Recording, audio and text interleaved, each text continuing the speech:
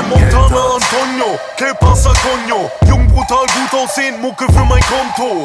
Es ist Jean-Claude, klatsche dich, Bitch, und nehme Anabol, weil mein Schwanz zu dick ist. Mache Business, ich will Gangbangen, und deine Crew ist fällig wie Pelzmäntel. Tiger, nach nem Schlag muss er zum Zahnarzt, denn ich geb dem Tiger Uppercut, als wär ich Sagat.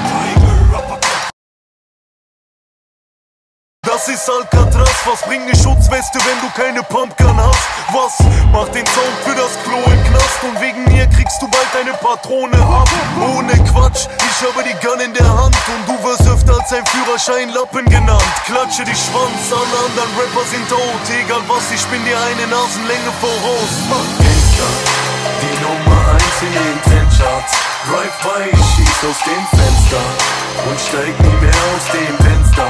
Was für ein Gefühl, wenn man Geld hat. Die Nummer 1 in den Trendcharts.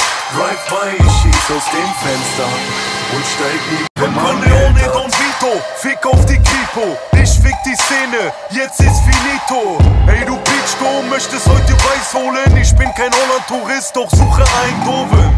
Bei uns sind die Breitlings echt, denn wir sind Chartbreaker, wie die Flying Steps. Wir bleiben fresh, verteilen Backpfeifen, denn hast du Geld, wollen die Bitches nicht abtreiben. Ey yo, ich box dich in die Atmosphäre, box dich in die Stratosphäre. Kochen, waschen, bügeln, verstößt gegen meine Macho-Ehre. Ich übernehm das Business, Bro, mit Ficken Flows. Zerfick die Hosts, sie werden mittellos, wie eine Apotheke.